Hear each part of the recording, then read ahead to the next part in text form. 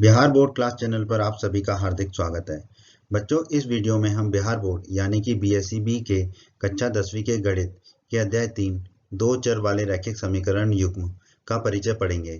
तो वीडियो को पूरा अंत तक देखिएगा, जिससे आपको अध्याय 3 के सारे कंसेप्ट अच्छे से समझ में आ जाएंगे। और फिर जब आप अध्याय 3 की प्रश्नावलियों के प्रश्नों को हल करोगे तो आपको सभी प्रश्नों को हल करने में बहुत मदद मिलेगी। बच्चों, अगर आप हमारे बिहार बोर्ड क्लास चैनल पर नए हैं और आपने अभी तक हमारा बिहार बोर्ड क्लास चैनल को सब्सक्राइब नहीं किया है, तो आप जल्दी से सब्सक्राइब बटन को दबाकर हमारे बिहार बोर्ड क्लास चैनल को सब्सक्राइब कर लीजिए और बेल आइकन को भी दबा दीजिए। इससे आपको क्या फ़ायदा होगा कि जब भी हमारे चैनल पे कोई भी नया वीडियो आएगा तो उसका नोटिफिकेशन सबसे पहले आपको मिलेगा। और जब भी आप यूट्यूब पर कोई वीडियो सर्च करेंगे तो हमारा बिहार बोर्ड के वीडियोज़ आपको सर्च में ऊपर नज़र आने लगेंगे। बच्चों, इस अध्याय के बाकी अन्य सभी वीडियोस को देखने के लिए आप कभी भी आई बटन पर क्लिक कर सकते हैं। आई बटन पर क्लिक करने से आपको इस अध्याय के सभी वीडियोस के लिंक मिल जाएंगे। तो दोस्तों, अध्याय 3 का परिचय का वीडियो हम शुरू करते हैं। दोस्तों, कोई किसी भी अध्याय के परिचय के वीडियो को आप जो है पूरा जरूर देखें। उससे आपको क्या होता है कि उस अध्याय की प्रश्नावलियों को करने में बहुत ही मदद मिलती है। और एक और बात है कि जब आप प्रश्नावलियां कर लें उस अध्याय की, तो दोबारा से परिचय के वीडियो को देखें, तो आपको वो परिचय का वीडियो बहुत अच्छे से समझ में आएगा जब आप दोबारा देखोगे। ठीक है, उससे आपकी एक ही वीडियो में सारी प्रश्नावलियां आपको समझ में आने लगेंगी। ठीक है, तो चलिए अब हम शुरुआत करते हैं दो चरों वाले रैखिक समीकरण युग्म की। ठीक है, पर यहाँ पर अभी हम पहले पढ़ेंगे दो चर वाला रैखिक समीकरण। ठीक है दोस्तों, आपको याद होगा कक्षा 9 में आपका अध्याय 4 था, दो चरों वाला रैखिक समीकरण। ठीक है, यही आपका अध्याय था। ठीक है, उस अध्याय के हमारा एक वीडियो है कक्षा 9 के अध्याय 4 का दो चरों वाला रैखिक समीकरण। आप चाहें तो उस वीडियो को भी अवश्य देखें। ठीक है, कक्षा 9 में हमने पढ़ा था वह समीकरण जिसको हम ax धन by धन c बराबर शून्य के रूप में रखा जा सकता है, या कहें तो लिखा जा सकता है, दो चरों x और y में एक रैखिक समीकरण कहलाता है। ठीक है, जैसा कि नाम में ही नहीं था दो चरों वाला। ठीक है, तो दो चर होंगे x और y। ठीक है, तो x और y दो चर और रैखिक समीकरण है।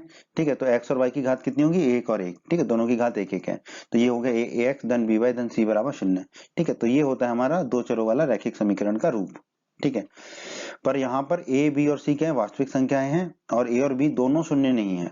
ठीक है, a और b दोनों के मान शून्य नहीं है। a और b दोनों के मान शून्य नहीं को हम प्राय ऐसे लिख देते हैं, a का वर्ग धन b का वर्ग शून्य के बराबर नहीं है, इसे प्रदर्शित हम कर देते हैं। ठीक है, ऐसे समीकरण का हल संख्याओं के मानों का एक युग्म होता है। दोस्तों, पहले तो युग्म के बारे में आप याद रख लीजिए, युग्म का मतलब हमेशा होता है दो। ठीक है, तो हम इसको दोबारा पढ़ते हैं।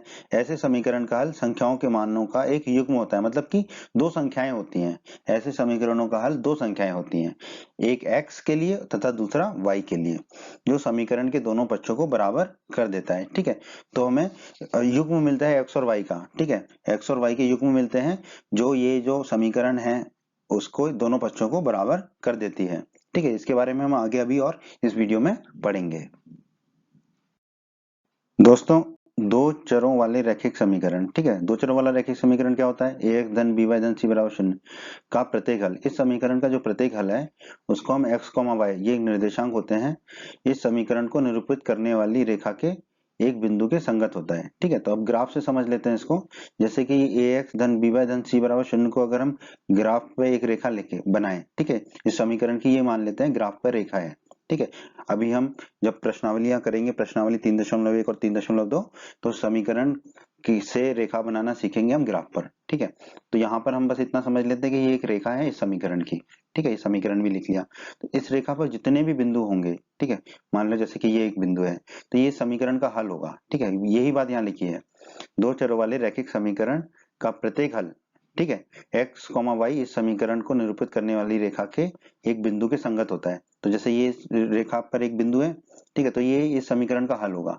उसी प्रकार मान लीजिए जैसे ये इस रेखा पर एक बिंदु है, तो ये भी इस समीकरण का एक हल होगा। ठीक है, तो ये बिंदु का मतलब क्या होता है, इसके x निर्देशांक होंगे और y निर्देशांक होंगे। इस बिंदु के भी x निर्देशांक होंगे और y निर्देशांक होंगे। ठीक है, तो किसी भी समीकरण की जो रेखा होती है ग्राफ पर, ठीक है, उस रेखा पर जितने भी बिंदु होते हैं वहां उस समीकरण के हल होते हैं। तो दोस्तों, अब हम चर्चा करेंगे दो चर वाले रैखिक समीकरण युग्म की। युग्म का मतलब दोस्तों मैंने अभी अभी बताया था आपको, दो होता है।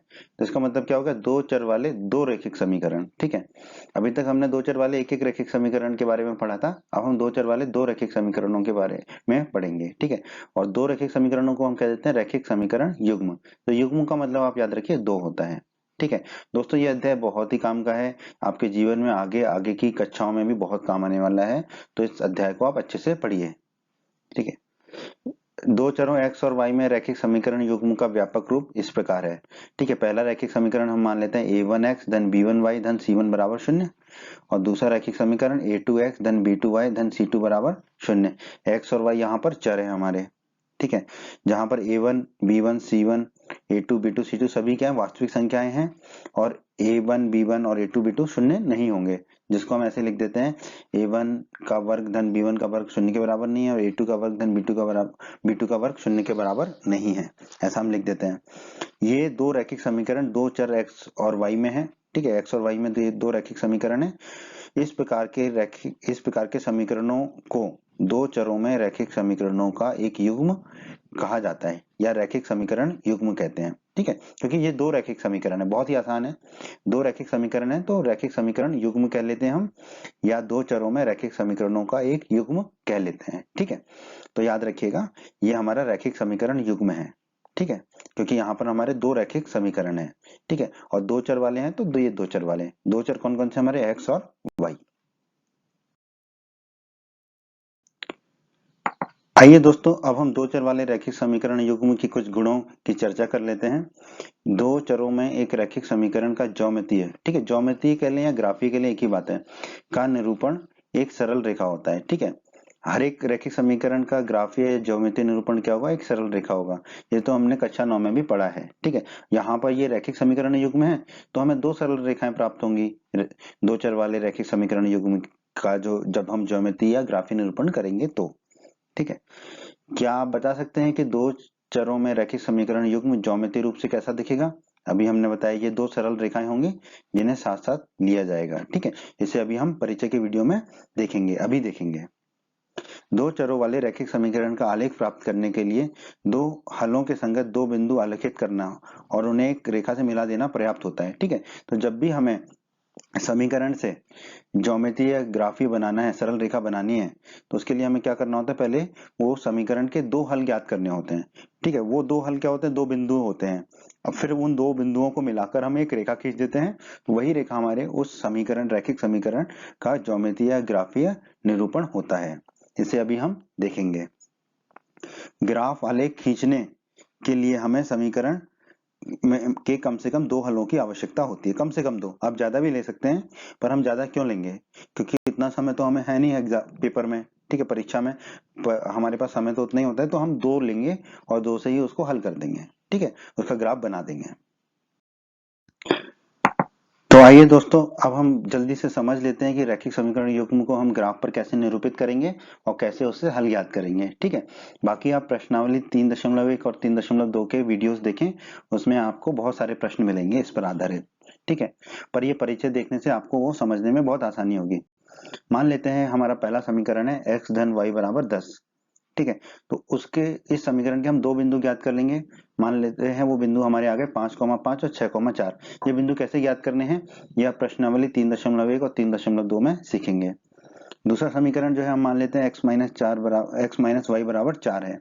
ठीक है, तो इसके भी दो बिंदु हम ज्ञात कर लेंगे, तो वो हमारे आ गए 4,0 और 5,1। ये कैसे ज्ञात करेंगे, ये आप प्रश्नावली 3.1 और 3.2 के प्रश्नों के वीडियो में सीख जाओगे।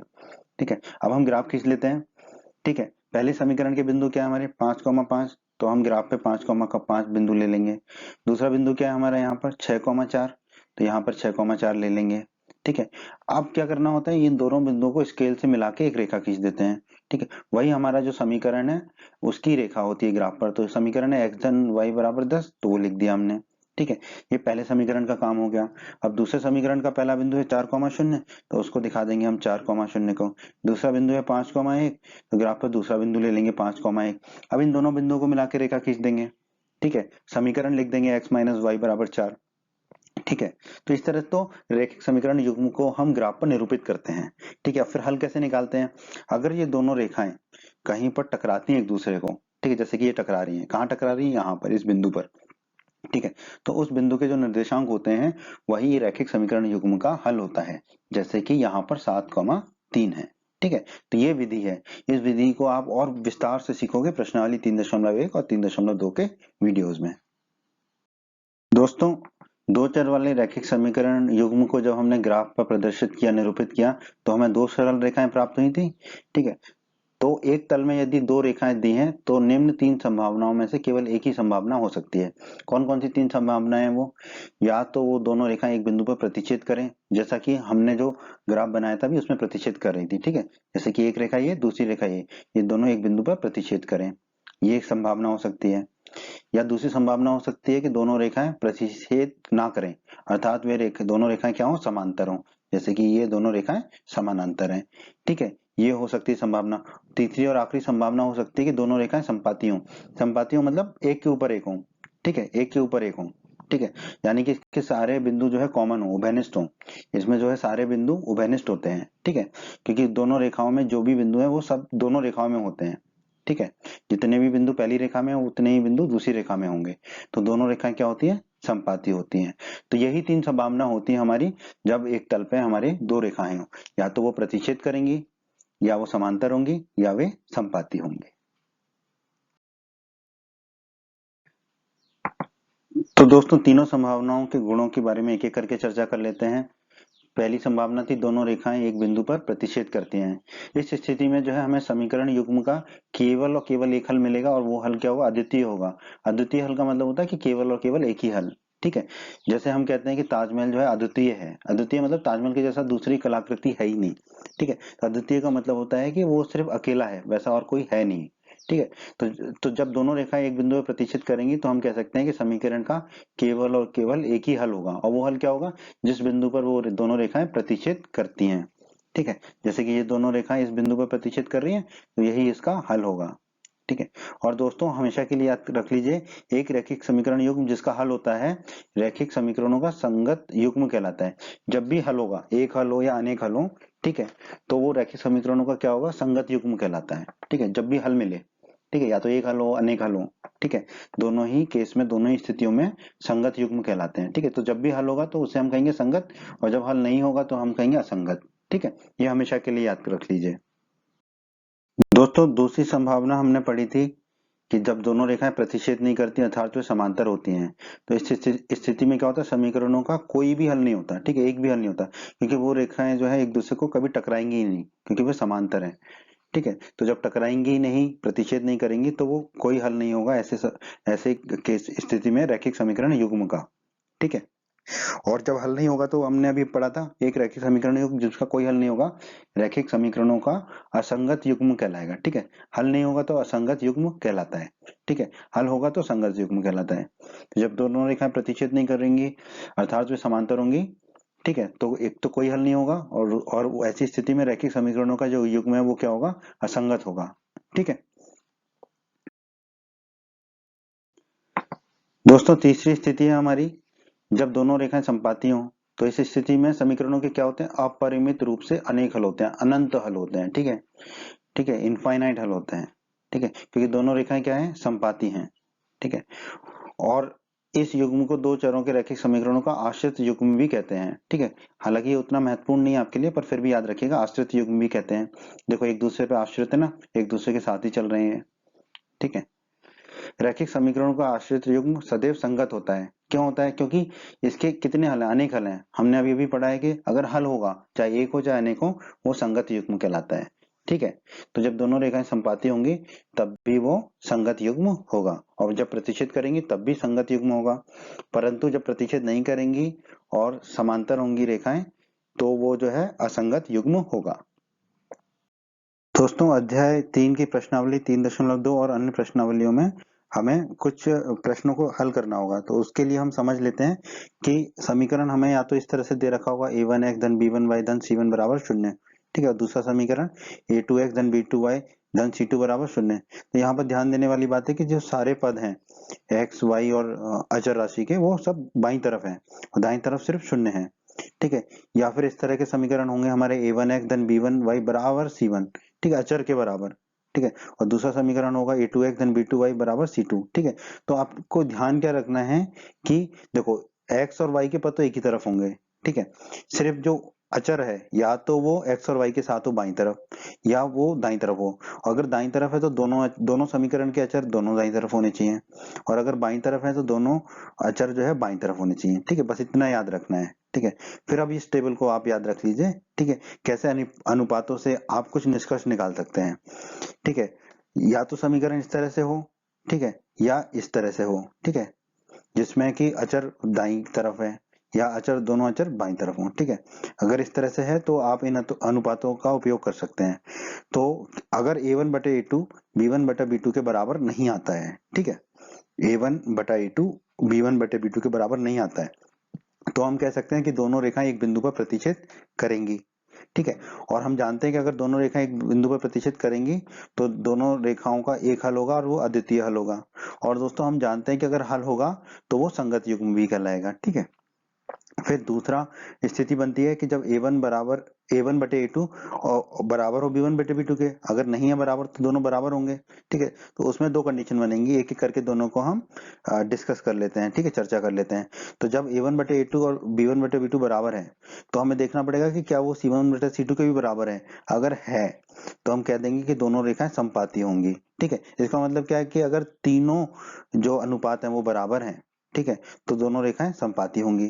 और जब दोनों रेखाएं समपाती होती हैं तो अपरिमित रूप से अनेक हल होते हैं, ठीक है।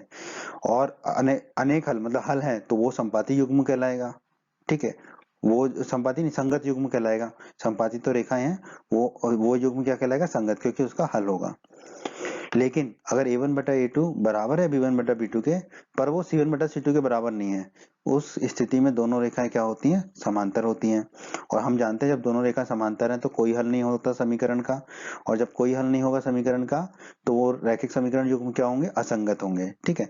तो इस टेबल को बहुत अच्छे से याद कर लीजिए, आप समझ लीजिए, ठीक है, आपको बहुत काम आएगी ये टेबल। बच्चों, अगर आप हमारे बिहार बोर्ड क्लास चैनल पर नए हैं और आपने अभी तक हमारा बिहार बोर्ड क्लास चैनल को सब्सक्राइब नहीं किया है तो आप जल्दी से सब्सक्राइब बटन को दबाकर हमारे बिहार बोर्ड क्लास चैनल को सब्सक्राइब कर लीजिए और बेल आइकन को भी दबा दीजिए। इससे आपको क्या फ़ायदा होगा कि जब भी हमारे चैनल पे कोई भी नया वीडियो आएगा तो उसका नोटिफिकेशन सबसे पहले आपको मिलेगा, और जब भी आप यूट्यूब पर कोई वीडियो सर्च करेंगे तो हमारा बिहार बोर्ड के वीडियोज़ आपको सर्च में ऊपर नज़र आने लगेंगे। बच्चों, इस अध्याय के बाकी अन्य सभी वीडियोस को देखने के लिए आप कभी भी आई बटन पर क्लिक कर सकते हैं। आई बटन पर क्लिक करने से आपको इस अध्याय के सभी वीडियोस के लिंक मिल जाएंगे। दोस्तों, एक रैखिक समीकरण युग्म को हल करने की तीन बीजगणितीय विधि हैं जिनका हम अध्ययन करेंगे। पहली है प्रतिस्थापन विधि, दूसरी है विलोपन विधि और तीसरी है वज्र गुणन विधि, ठीक है। हम इन तीनों विधियों का अध्ययन करेंगे और एक एक उदाहरण से समझेंगे कि कैसे इन विधियों का उपयोग करना है, ठीक है। आपकी प्रश्नावली 3.3 प्रतिस्थापन विधि पर आधारित है, प्रश्नावली 3.4 विलोपन विधि पर आधारित है और प्रश्नावली 3.5 वज्र गुणन विधि पर आधारित है। दोस्तों, सबसे पहले हम पढ़ लेते हैं प्रतिस्थापन विधि, ठीक है। प्रतिस्थापन विधि के क्या चरण है, ठीक है। हमें दो समीकरण दिए होंगे चर x और चर y में, ठीक है। तो हम क्या करेंगे, किसी एक समीकरण को पकड़ेंगे, उसमें एक चर का मान, ठीक है, मान लेते हैं y, x भी हो सकता है, मान लेते हैं y का मान दूसरे चर, ठीक है, मान लेते हैं कि x के पदों में किसी भी समीकरण से ज्ञात करेंगे जो सुविधाजनक हो, जो हमारे लिए आसान हो, ठीक है। एक समीकरण में हम y बराबर x के पदों में उसको लिख देंगे, ठीक है। फिर जो y बराबर हमने x के पदों में लिखा, इस y के मान को दूसरे समीकरण में प्रतिस्थापित करेंगे, ठीक है, क्योंकि दो समीकरण हमारे पास, और फिर इसको एक चर x के समीकरण के रूप में बदलेंगे जिसको कि हल किया जा सकता है, ठीक है। फिर उसको हल करके हम x का मान ज्ञात कर लेंगे, ठीक है। पर कभी कभी क्या होगा कि हमें बिना चर के कथन प्राप्त होंगे, ठीक है, जैसे कि 5 बराबर 5 या 5 बराबर 8। तो अगर ये कथन सत्य है, जैसे कि 5 बराबर 5, तो हम कह सकते हैं कि रैखिक समीकरण युग्म के अपरिमित रूप से अनेक हल होंगे, अगर सत्य कथन है तो। लेकिन अगर असत्य कथन है तो क्या कहेंगे हम, रैखिक समीकरण युग्म का कोई हल नहीं होगा, ठीक है। तो अगर कथन होगा तो दो तरह के होंगे, सत्य या असत्य। सत्य कथन है तो अपरिमित रूप से अनेक हल होंगे, जैसे कि 5 बराबर 5 मिला, ठीक है। और असत्य कथन मिला जैसे कि 5 बराबर 8, तो हम कह देंगे कि उस रैखिक समीकरण युग्म का कोई हल नहीं होगा। ठीक है। और कथन के अलावा हमें x का मान भी मिल सकता है, चर का मान भी मिल सकता है। तो जब हमें चर का मान मिल जाएगा तो हम क्या करेंगे, ठीक है, अगर हमें कथन नहीं मिलता, चर का मान ही मिल जाता है, तो वो जो चर का मान मिला है, जैसे कि हमने यहाँ पर x का मान निकाला है, तो चरण 2 से प्राप्त x अथवा y का मान उस समीकरण जिसे चरण 1 में प्रयोग किया गया है में प्रतिस्थापित करके दूसरे चर का मान प्राप्त कर सकते हैं। ठीक है। फिर जो हमें x का मान मिल गया, एक चर का मान मिल गया, ठीक है, x का या y का, तो हम किसी भी समीकरण में उस चर के मान को रख के दूसरे चर के मान को ज्ञात कर लेंगे, उससे हमें हमारा हल प्राप्त हो जाएगा। ठीक है। जो भी हमारा दोनों समीकरणों का हल है x और y प्राप्त हो जाएगा, क्योंकि एक हल तो हम निकाल ही चुके हैं x या y, और उसको रखेंगे हम किसी भी समीकरण में तो हमें दूसरा हल भी प्राप्त हो जाएगा। यही है हमारी दोस्तों प्रतिस्थापन विधि। आइए इसको अब हम एक उदाहरण के माध्यम से समझने का प्रयास करते हैं। दोस्तों हमने प्रतिस्थापन विधि को समझने के लिए एक उदाहरण ले लिया। निम्न रैखिक समीकरण युग्म को प्रतिस्थापन विधि से हल कीजिए। क्या है समीकरण x धन y बराबर 14, इसको हम मान लेंगे समीकरण 1, x धन y बराबर 14। दूसरा समीकरण है x माइनस y बराबर 4, इसको हम मान लेंगे समीकरण 2। ठीक है। अब हमें क्या करना है, एक चर के रूप में जो है दूसरे चर को लिखना है, तो हम समीकरण 2 का इस्तेमाल कर लेते हैं। ठीक है। तो अब y को हम दाईं तरफ ले जाएंगे, तो माइनस का y है तो धन y हो जाएगा, तो x बराबर हमें कितना मिलेगा, 4 धन y। ठीक है। अब ये हमने किससे निकाला था, समीकरण 2 से, इसीलिए हमने इसका रंग वैसे ही रखा समीकरण 2 की तरह। ठीक है। तो अब ये x का मान हम समीकरण 2 में नहीं रखेंगे, समीकरण 1 में रखेंगे। तो x बराबर 4 धन y का मान समीकरण 1 में रखने पर, ठीक है, समीकरण 1 क्या है, x धन y बराबर 14, x की जगह क्या रख देंगे, 4 धन y रख दिया हमने, धन y बराबर 14। अब इसको हल कर लेंगे, तो 2 y धन y कितना हो जाएगा, 2y, और ये 4 को दाईं तरफ ले जाएंगे तो माइनस का 4 हो जाएगा, तो ये हो जाएगा 14 माइनस 4। 14 में से 4 जाएंगे तो कितना मिलेगा हमें, 10, तो 2y बराबर 10। 2 को दाईं तरफ ले जाएंगे तो बटे में चला जाएगा, तो y बराबर हो जाएगा 10 बटा 2। 10 में 2 का भाग देंगे तो मिलेगा हमें 5, तो y बराबर हमें मिल गया 5। ये एक उत्तर हो गया हमारा। अब ये y का मान 5 हम कहीं पे भी रख सकते हैं, किसी भी समीकरण में, समीकरण 1 या समीकरण 2। ठीक है। तो y बराबर 5 का मान हम रख रहे हैं समीकरण 1 में। ठीक है। तो समीकरण 1 हमारा x धन y बराबर 14। ठीक है। तो x धन y की जगह रख देंगे 5, तो x धन 5 बराबर 14 हो जाएगा। 5 को दाईं तरफ ले जाएंगे तो ऋण का हो जाएगा, तो x बराबर हो जाएगा 14 माइनस 5। 14 में से 5 गए तो बचेगा 9, तो x हमारा आ गया 9, तो ये हमारा x भी आ गया। हमें यही ज्ञात करना था।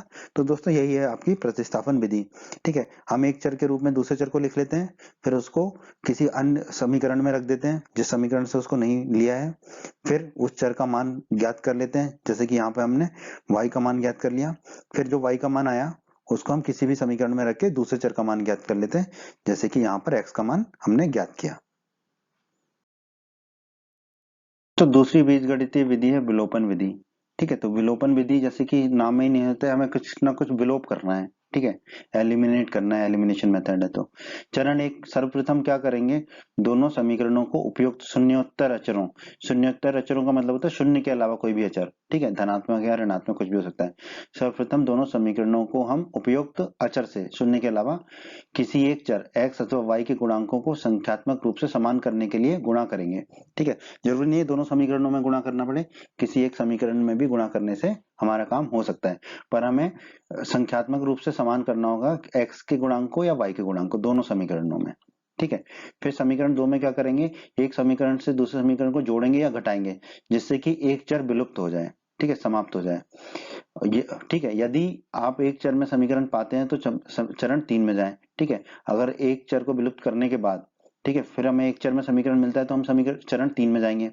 और अगर दोनों ही चर हमारे विलुप्त हो जाते हैं तो दो संभावनाएं, यदि चरण 2 में हमें चर रहित मतलब कि कोई भी चर नहीं मिलता है और एक सत्य कथन प्राप्त होता है जैसे कि 5 बराबर 5, तो हम कह सकते हैं कि रैखिक समीकरण युग्म के क्या होंगे, अपरिमित रूप से अनेक हल होंगे।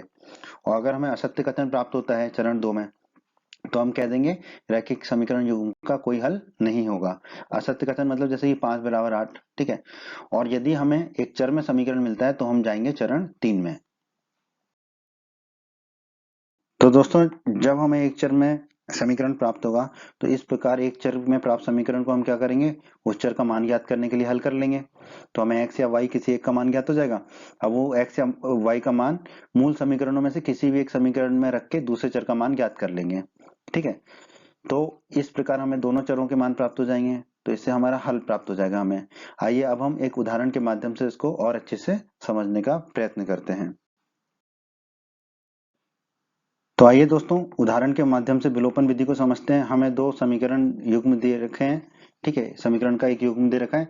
तो पहला समीकरण है x धन y बराबर 5, इसको हम मान लेंगे समीकरण 1। दूसरा समीकरण है 2x माइनस 3y बराबर 4, इसको हम मान लेंगे समीकरण 2। अब दोस्तों देखिए यहाँ पर पहले समीकरण में तो x और y है सिर्फ, दूसरे समीकरण में 2x और 3y है, ठीक है। तो अब हम क्या कर सकते हैं, या तो पहले समीकरण में 2 का गुणा कर लें तो इसमें 2x मिल जाएगा हमें, या हम 3 का गुणा कर लें तो 3y मिल जाएगा, ठीक है। तो हम कुछ भी कर सकते हैं। तो हमने यहाँ पर क्या किया है, समीकरण 1 में 3 का गुणा किया है, ठीक है। क्योंकि 3y मिल जाएगा तो हम दोनों समीकरणों को जोड़ देंगे, ठीक है। जोड़ना आसान होता है घटाने से। अगर हम 2 से गुणा करते तो 2x मिलता, फिर हमें घटाना पड़ता है एक समीकरण से दूसरे को, तो हमें समीकरण 1 को 3 से गुणा कर लेते हैं, ठीक है। समीकरण 1 को 3 से गुणा करेंगे, ये है समीकरण 1, इसको 3 से गुणा कर लेते हैं। तो 3 गुणा x धन y बराबर 3 गुणा 5 हो जाएगा। 3 गुणा x होगा 3x और 3 गुणा y होगा 3y, बराबर हमें मिल गया 15, ठीक है। अब हम क्या करेंगे, इसको मान लेते हैं समीकरण 3, ठीक है। अब समीकरण 2, ये जो समीकरण 2 है, क्योंकि ये समीकरण 3 हमने किस में से निकाला है, समीकरण 1 में से, ठीक है। तो अब समीकरण 2 और समीकरण 3 को जोड़ देते हैं, ठीक है। अगर हम इनको जोड़ेंगे तो 3y से 3y कट जाएगा, ठीक है। ये हमने दिमाग लगाया, इसी को हम विलोपन विधि कहते हैं। इससे हमारा y वाला चर यहाँ पे विलोप हो जाएगा, विलुप्त हो जाएगा, ठीक है। तो समीकरण 2 और समीकरण 3 को जोड़ देते हैं, ठीक है। समीकरण 2 है 2x माइनस 3y, तो 2x माइनस 3y बाईं तरफ को बाईं तरफ से जोड़ेंगे, दाईं तरफ को दाईं तरफ से जोड़ेंगे, ठीक है। समीकरण 3 का बाईं तरफ है 3x धन 3y, धन 3x धन 3y लिख दिया। फिर समीकरण 2 का दाईं तरफ है 4, तो 4। समीकरण 3 का दाईं तरफ है 15, तो धन 15, ठीक है। अब हम कोष्टक को खोल लेंगे, ये 3y से 3y को काट देते हैं, ठीक है, क्योंकि ये ऋण का 3y है, धन का 3y है, ठीक है। ये कट जाएंगे दोनों 3y, ठीक है। और 2x और 3x कितने हो जाएंगे हमारे, 5x। और 4 और 15 कितने हो जाएंगे, 19, ठीक है। 4 धन 15 हो जाएगा 19। तो 2x और 3x हो गया 5x। अब 5 जो है दाईं तरफ जाके बटे में आ जाएगा, तो x बराबर आ जाएगा हमारा 19 बटे 15, ठीक है। x बराबर आ गया हमारा 19 बटे 15।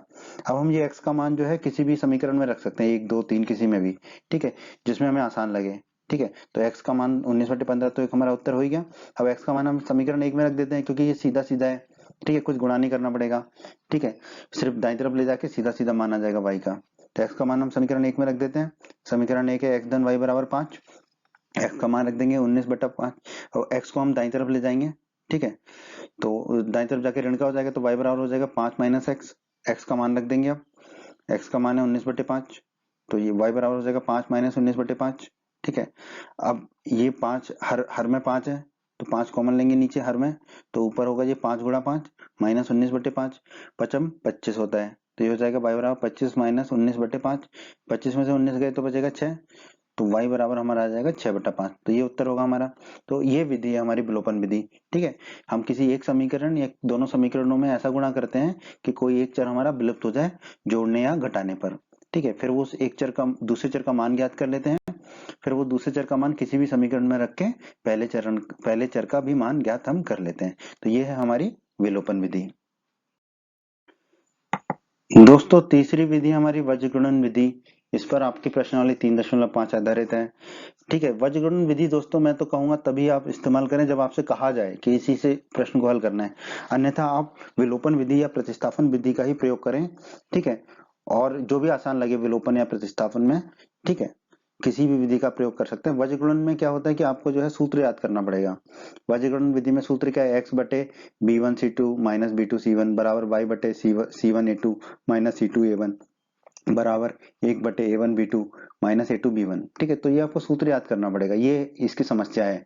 विलोपन विधि और प्रतिस्थापन विधि में आपको कोई भी सूत्र याद नहीं करना होता है, ठीक है।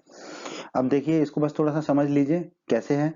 जब x के बटे में लिखना है आपको, ठीक है, तो x के जो अचर हैं a1 और a2 उनको भूल जाइए। तो क्या बचे हमारे अचर, b1 और c1 और b2 और c2, ठीक है। तो गुणा होता है b1 का c2 से, फिर माइनस लिखते हैं, फिर b2 c1, यही लिखा है b1 c2 minus b2 c1। y के अचर क्या है, b1 और b2 उनको भूल जाइए, तो क्या होंगे a1 और c1, ठीक है। तो हम आगे बढ़ते हैं, b से c, c से a से b, ठीक है। तो फिर c1 a2, ठीक है, c1 का a2 से गुणा होगा, ठीक है, माइनस c2 a1, तो c1 a2 minus c2 a1। फिर अचर राशि के लिए हम लिख दिया एक, ठीक है, एक एक के गुणांक क्या है हमारे c1 और c2, तो c1 और c2 को भूल जाइए, ठीक है। फिर आगे बढ़ेंगे तो a और b मिलेगा, ठीक है। तो a1 b2 minus a2 b1, तो हमने लिख दिया a1 b2 minus a2 b1, ठीक है। तो ये है सूत्र आपका, बस ये सूत्र पे आधारित है। ये सूत्र अगर आपको समझ आ गया तो वज्रगुणन विधि समझ आ गई आपको। ठीक है, तो आप इस सूत्र को याद कर लीजिए, क्योंकि कभी कभी आपसे कहा जा सकता है कि वज्रगुणन विधि से ही इसको हल कीजिए। तो दोस्तों एक उदाहरण से समझ लेते हैं कैसे इस तरह के प्रश्नों को हल करना होगा आपको। अगर आपसे कहा जाएगा निम्न समीकरण युग्म को वज्रगुणन विधि से हल कीजिए, ठीक है, तो पहले तो आप याद रखिए जो समीकरण है उसको आपको इस रूप में लिखना होगा, सारा कुछ बाईं तरफ होगा, बराबर में शून्य होगा, तो हम लिख देंगे 2x धन y माइनस 5 बराबर शून्य। ठीक है, उसी तरह दूसरे समीकरण को हमें लिखना होगा 3x धन 2y माइनस 8 बराबर शून्य। ठीक है, बराबर शून्य के रूप में लिखना होता है, ये आप हमेशा के लिए याद कर लीजिए वज्रगुणन विधि में। ठीक है, ये बहुत जरूरी है। अब देख लीजिए यहाँ पर a1 क्या होगा 2, b1 क्या होगा 1, c1 क्या होगा -5। ठीक है, a2 क्या होगा x का गुणांक यानी कि 3, b2 क्या होगा y का गुणांक यानी कि 2, और c2 क्या होगा अचर राशि यानी कि -8। तो हमने a1 b1 c1 a2 b2 c2 लिख लिए। अब हमने सूत्र लिख लिया। ठीक है, ये सूत्र आपको याद होना चाहिए। ठीक है, या फिर वो जो तीर से हमने बताया था वैसे आप याद कर लीजिए, आपकी मर्जी है। ठीक है, अब हमने क्या किया, x बटे b1 c2। ठीक है, b1 ये 1 है, c2 -8 है, तो वो 1 गुणा -8 माइनस b2 c1, b2 2 है, c1 -5 है, तो माइनस में 2, b2 की जगह 2 लिखा और c1 की जगह -5 लिखा। ठीक है, अब हम y के नीचे वाले को हल कर लेते हैं। y के नीचे है c1 a2, c1 है हमारा -5। ठीक है, तो हमने -5 लिख दिया। a2 है 3, तो a2 की जगह लिख दिया 3, फिर माइनस है तो माइनस लगा दिया, फिर है c2 a1, c2 है -8, तो c2 की जगह -8 लिख दिया। a1 है 2, तो a1 की जगह लिख दिया 2। ठीक है, अब हम अगले पद पर चलते हैं, 1 बटा a1 b2, a1 है 2 b2 है 2, तो 2 गुणा 2 हो गया, माइनस तो माइनस लगा दिया। a2 b1, a2 है 3 b1 है 1, तो 3 गुणा 1 हो जाएगा। ठीक है, अब इसको हम हल कर लेते हैं, ये वाला 1 बटे वाला, तो 1 बटे 2 गुणा 2 हो जाएगा 4, और 3 गुणा 3, 3 गुणा 1 हो जाएगा 3, तो ये हो गया 4 माइनस 3, 2 गुणा 2 4 हो गया, 3 गुणा 1 3 हो गया।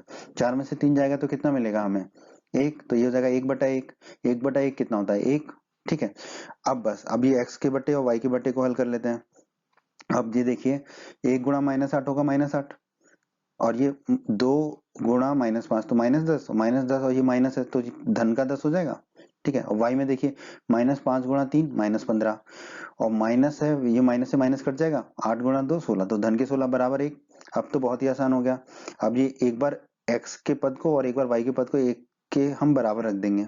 ठीक है, तो हाँ, अब ये देखिए -8 धन 10, ये कितना हो जाएगा 2, तो ये हो जाएगा x बटे 2, और y बटे में -15 धन 16 है, तो 1 हो जाएगा, 16 में से 15 जाएंगे तो 1, तो ये आ गया हमारा x बटे 2 बराबर y बटा 1 बराबर 1।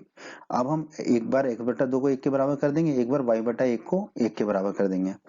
x बटा 2 को 1 के बराबर करेंगे, 2 दाईं तरफ जाके ऊपर चला जाएगा, तो x बराबर हमें मिल जाएगा 2। फिर y बटा 1 को हम 1 के बराबर कर देंगे। ठीक है, y बटा 1, फिर ये 1 ऊपर जाएगा, या y बटा 1 तो y ही होता है, तो y बराबर हमें 1 मिल जाएगा। तो इस तरीके से हमें x और y के मान प्राप्त हो जाते हैं वज्रगुणन विधि से। दोस्तों कभी कभी ऐसी परिस्थितियां होती है कि हमें सीधे सीधे दो चरों में रैखिक समीकरण युग्म नहीं दिए होते हैं, तो उन स्थितियों में हमें क्या होता है, दो चरों के रैखिक समीकरणों के युग्म में बदले जा सकने वाले रैखिक समीकरण दे रखे होते हैं कि हम उनको दो चरों के रैखिक समीकरण युग्म में बदल सकते हैं। ठीक है, इस तरह के प्रश्न आपको मिलेंगे प्रश्नावली 3.6 में। ठीक है, तो अनेक स्थितियां जिन्हें गणितीय रूप में ऐसे दो समीकरणों से प्रदर्शित किया जा सकता है जो प्रारंभ में रैखिक नहीं हो, परंतु हम उन्हें परिवर्तित करके एक रैखिक समीकरण युग्म में बदल सकते हो। फिर हम उन रैखिक समीकरणों को हल कर लेते हैं और उससे हमारे हल प्राप्त हो जाते हैं। ठीक है, तो एक उदाहरण के माध्यम से समझ लेते हैं कि इस तरह के प्रश्नों को कैसे हल करना है। इसी पर आपकी प्रश्नावली 3.6 आधारित है दोस्तों। तो आइए दोस्तों एक उदाहरण से समझ लेते हैं इसको। निम्न समीकरणों के युग्मों को रैखिक समीकरणों के युग्म में बदलकर हल कीजिए। ठीक है, ये दो समीकरण दिए हैं, ये रैखिक समीकरण नहीं है, इसमें दो चर तो हैं हमारे एक्स वाई, पर वो हर में है, अंश में नहीं है ऊपर ना। ठीक है, तो पहले तो हमें इन्हें रैखिक समीकरणों के युग्म में बदलना पड़ेगा, फिर हल करेंगे। तो हम मान लेते हैं कि 1/x ए है और 1/y जो है बी है। अब आप पहले समीकरण को देखिए, 1/x की जगह हम रखेंगे ए, तो ये हो जाएगा a/2। ठीक है, धन 1/y की जगह रखेंगे b, तो ये हो जाएगा b/3, b/3 बराबर 2। ठीक है, अब हर बराबर नहीं है तो गुणा हो जाएगा, तो नीचे तो हो जाएगा 2 गुणा 3, और ये 3 गुणा a धन 2 गुणा b, तो ये लिख दिया 3 गुणा a धन 2 गुणा b। ठीक है, अब ये हो जाएगा 3a धन 2b बटे 2 गुणा 3 कितना होता है 6, तो लिख दिया 3a धन 2b बटे 6, बराबर 2 तो है ही। अब ये 6 दाईं तरफ चला जाएगा तो 3 धन 2 भी बराबर हो जाएगा 2 गुणा 6। 2 गुणा 6 कितना होता है? 6 दूनी 12। तो 3 धन 2 भी बराबर हो जाएगा हमारा 12। ये रैखिक समीकरण हो गया हमारा ना। यहाँ पे चर होगा ए और बी, ठीक है, इसको हम मान लेंगे समीकरण 1। ठीक है, उसी तरह आप दूसरे समीकरण में 1/x की जगह रखेंगे हम a, तो वो हो जाएगा a/3। 1/y की जगह रखेंगे b, तो ये हो जाएगा b/2। बराबर हमें दे रखा है 13/6। ठीक है, अब 3 और 2 हर बराबर नहीं है तो नीचे दोनों का गुणा हो जाएगा और 2 गुणा a हो जाएगा धन 3 गुणा b, तो हम लिख दे 2 गुणा a धन 3 गुणा b बटे में 3 गुणा 2 बराबर 13/6 दे रखा है हमें। तो अब ये हो जाएगा 2 गुणा a हो जाएगा 2a। ठीक है, 3 गुणा b हो जाएगा 3b, तो ये होगा 2a धन 3b और 3 गुणा 2 कितना हो गया 6 बराबर में 13/6 है। 6 से 6 काट देते हैं ये नीचे वाले, ये दोनों 6 आपस में कट जाएंगे तो हमें कितना मिलेगा 2a धन 3b बराबर 13। 2a धन 3b बराबर 13, इसे हम मान लेंगे समीकरण 2। ये अब हमारा हो गया रैखिक समीकरण चर a और b में। तो अब हमें दो चरों वाले रैखिक समीकरण युग्म मिल गए। ठीक है, दो समीकरण मिल गए। अब हम इसको किसी भी विधि से हल कर सकते हैं, प्रतिस्थापन विधि, विलोपन विधि या वज्रगुणन विधि। ठीक है, मुझे तो आसान लगती है विलोपन विधि, तो हम इसको विलोपन विधि से हल कर लेते हैं। ठीक है, क्या करेंगे, समीकरण 1 को 3 से गुणा कर लेते हैं। ठीक है, तो ये 6 भी हो जाएगा और समीकरण 2 को कर लेंगे 2 से गुणा, तो ये 6 भी हो जाएगा। तो पहले समीकरण 1 को 3 से गुणा कर लेते हैं, तो 3 गुणा 3 धन 2 भी लिख दिया बराबर 3 गुणा 12। ठीक है, 3 गुणा 3 हो जाएगा हमारा 9 और 3 गुणा 2 भी हो जाएगा 6 भी, तो ये हो गया 9 धन 6 भी और 3 गुणा 12 12 3 36 हो गया हमारा। ठीक है, इसे हम मान लेंगे समीकरण 3। अब समीकरण 2 में हम कर लेंगे 2 का गुणा। ठीक है, समीकरण 2 में 2 का गुणा, 2 का गुणा कर लेते हैं समीकरण में, तो 2 गुणा 2 धन 6 3 भी, 2 धन 3 भी हो गया बराबर 2 गुणा 13। 2 गुणा 2 हो जाएगा हमारा 4 और 2 गुणा 3 भी हो जाएगा हमारा 6 भी और 2 गुणा 13 13 दूनी 26 हो गया। इसको हम मान लेते हैं समीकरण 4। ठीक है, अब देखिए ये बड़ा है 9a बड़ा है 4a से, 6b से 6b काटना है हमें, तो हमारे पास दो ऑप्शन है, या तो हम समीकरण 3 से समीकरण 4 को घटाएं या समीकरण 4 से समीकरण 3 को घटाएं। तो हम क्या करते हैं, जानबूझकर बड़े में से छोटे को घटाते हैं ताकि माइनस का चिन्ह ना मिले हमें ना। तो हम समीकरण 3 से समीकरण 4 को घटा लेंगे, 3 से 4 को घटा लेंगे। ठीक है, 3 से 4 को घटाएंगे तो हम लिख लेंगे 3 का बाईं तरफ 9a धन 6 भी, हमने लिख दिया 9a धन 6 भी, ऋण का चिन्ह लगा दिया। फिर हम समीकरण 4 का बाईं तरफ 4a धन 6 भी को लिख लिया, फिर बराबर समीकरण 3 का दाईं तरफ 36 माइनस समीकरण 4 का दाईं तरफ 26। ठीक है, अब आप देखिए हमने कोष्टक खोलिया तो ये हो गया 9a धन 6 भी, 4a माइनस में आ जाएगा क्योंकि बाहर माइनस है कोष्टक के, और 6 भी माइनस में आ जाएगा क्योंकि कोष्टक के बाहर माइनस है, बराबर 36 माइनस 26। ठीक है, अब 6b से 6b कट जाएगा क्योंकि ये धन का 6b है ये ऋण का 6b है, तो धन के 6b से ऋण का 6b कट जाएगा और 9a में से 4a जाएगा तो कितना बचेगा 5a।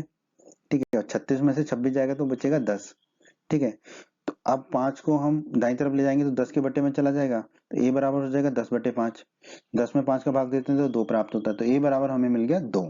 अब ये a का मान हम किसी भी समीकरण में रख देंगे 1 या 2 में। ठीक है,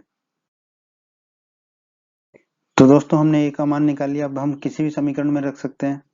ठीक है, हम यहाँ a बराबर 2 का मान रख देते हैं समीकरण 1 में, हम कहीं भी रख सकते थे, समीकरण 1 में रख देते हैं। ठीक है, समीकरण 1 है हमारा 3a धन 2b बराबर 12, a की जगह रख देंगे 2, तो ये हो जाएगा 3 गुणा 2 धन 2b बराबर 12। ठीक है, 3 गुणा 2 होता है 6, तो ये हो जाएगा 6 धन 2b बराबर 12। 6 को दाईं तरफ ले जाएंगे तो ऋण का हो जाएगा, तो 2b बराबर हो जाएगा 12 माइनस 6। 12 में से 6 गए तो कितना मिलेगा 6, तो 2b बराबर मिलेगा हमें 6। अब 2 को दाईं तरफ ले जाएंगे तो बटे में जाएगा, तो b बराबर हो जाएगा 6/2। 6 में 2 का भाग देंगे तो हमें मिलता है 3, तो b बराबर हमें मिल जाएगा 3। तो a और b मिल गए, a 2 मिल गया, b 3 मिल गया। अब हमने 1/x को कितना माना था, a ये माना था शुरू में। ठीक है, तो 1/a कितना हो जाएगा x, x होगा 1/a, a कितना है 2, तो x कितना आ जाएगा हमारा 1/2, ये एक उत्तर होगा हमारा।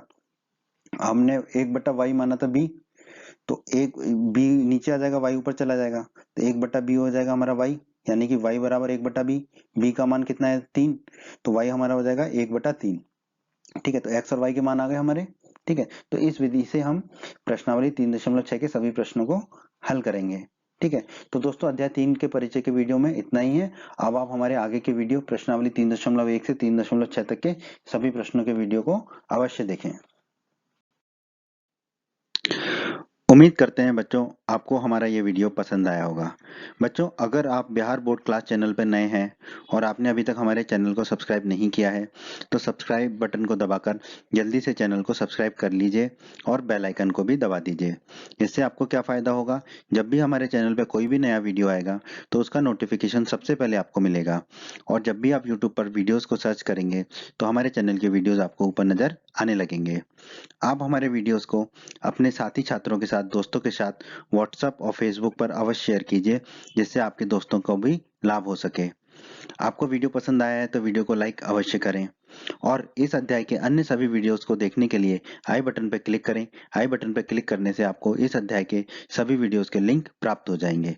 धन्यवाद बच्चों।